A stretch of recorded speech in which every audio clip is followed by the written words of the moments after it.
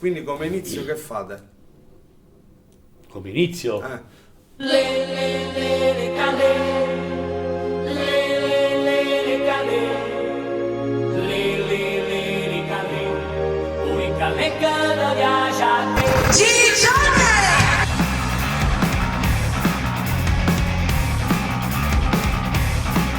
Gaetano, sta arrivando il signor Gigione.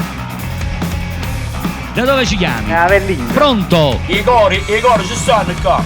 Voglio dedicare una canzone. Gigione, Gigione.